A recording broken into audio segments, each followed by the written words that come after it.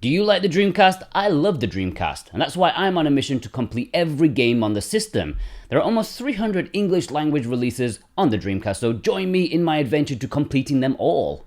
The order is chosen at random. Last episode we took a look at Wacky Racers, but episode 14, completely different because we've got our first Japanese exclusive release, Shin Seiki Evangelion Typing E Keikaku, which, What's that all about? The English language stuff? Well, I'll state here that I'm also including Japanese releases that got full English fan translations.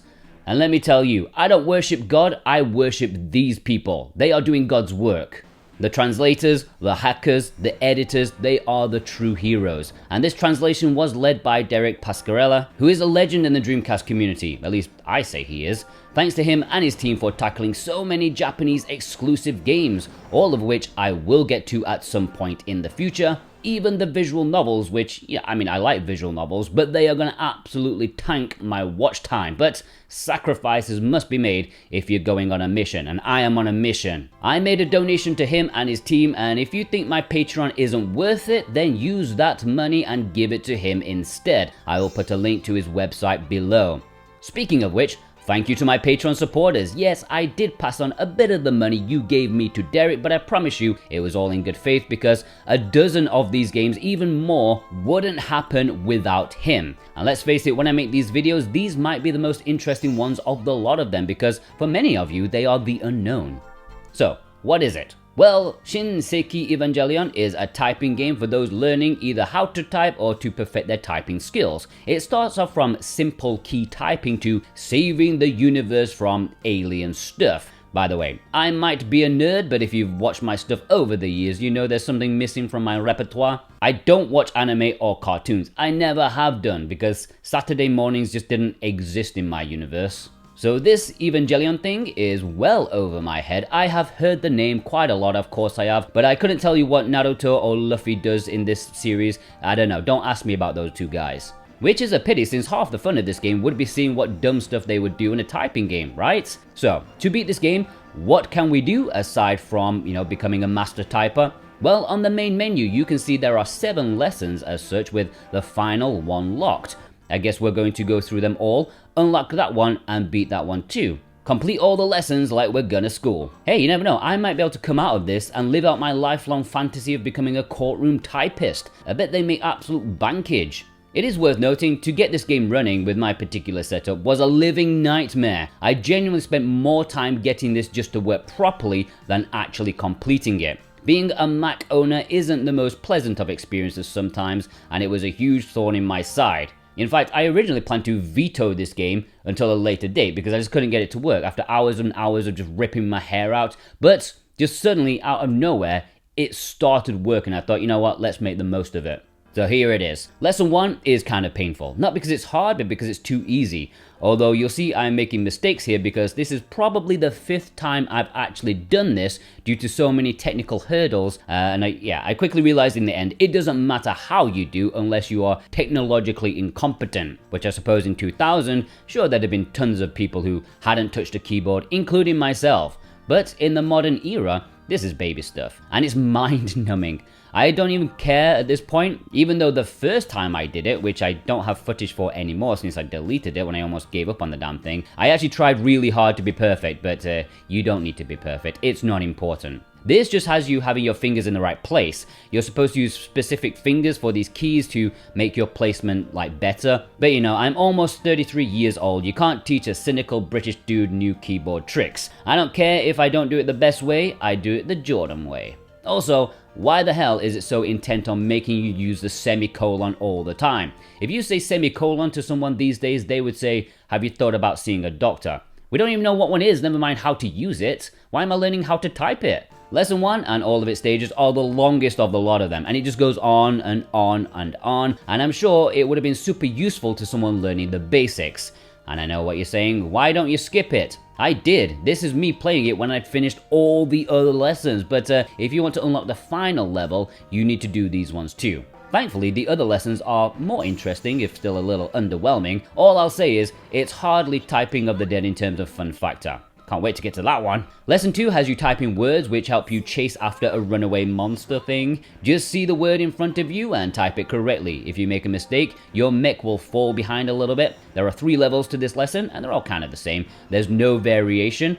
Different words, sure, but not in difficulty. I guess it could be more obvious in the original Japanese version, and perhaps technical hurdles meant that it kind of had to happen this way, but we'll never know. It's impossible to ask a Japanese dude. This lesson's super quick and done in a flash. You'll notice you get a score for your troubles at the end of each stage. This is where any kind of replayability can come into the proceedings. Personally, I don't care much for that, but I suppose they had to implement something of the sorts. Lesson 3 is exactly the same, but with different presentation. This time, angels are invading the city, and you need to type out the words that pops up to destroy them. 30 in total for each stage, although each stage looks exactly the same. There are so few angels that they repeat the same ones about 10 times. Saying that is still visually more appealing than Lesson 2, there's definitely a sense of urgency about the whole thing. Lesson 4, again, there's not much going on in terms of gameplay difference. Here you are a thing, jumping from boat to boat. Just type out the word you're shown and make the landing successful. This is where I started to notice some peculiar words popping up in this game, and it's in this stage 2 of Lesson 4 where the regulars start turning up. Ligature. I've never used that word before in my life, and I probably never will, but I've typed it a dozen times in this game already. Hawagi.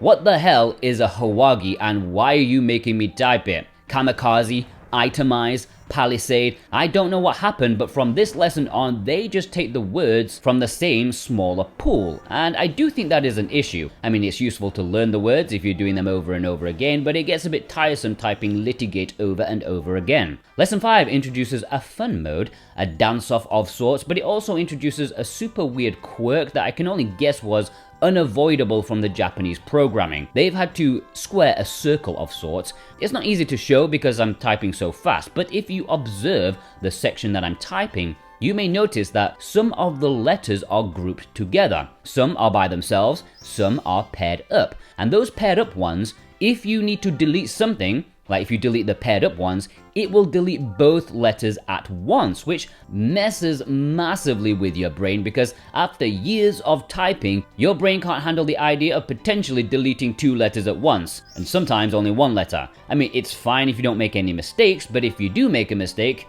you just can't function. It's like physics just decided to give up. I didn't even realize this was a thing, and so I was confused as to why I was typing so horribly because I deleted more than I realized, and I actually failed the first time I played this. Super weird. Lesson 6, same sort of thing, less interesting. You need to type a certain amount of characters before the time is up. It's pretty dull in terms of presentation. If you've done all of those lessons, then it's time to rock up to the bonus lesson, Lesson 7. This one is for the fans. Just type the word that pops up, and if you do so, it uncovers a small piece of a picture. Basically CGs, nice artwork for fans of the series to smile at. There are only 2 levels each with 4 stages, so 8 CGs in total. I'm not sure why there's no 3rd level like the others. I suspect maybe it has to be unlocked somehow, but I checked online and I found no information about it. So yeah, it's gonna remain a mystery until we find a rogue Japanese guy in the wild so we can ask him. So doing these 8 CGs, I called it a day. Job done in 1 hour 10 minutes. Not including the 6 hours I probably spent just trying to get this damn thing to work properly.